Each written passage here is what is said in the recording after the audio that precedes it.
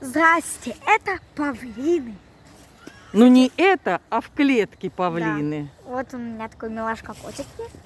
Мне кажется, мужчина это тот, кто сидит под елкой, а женщина это нет.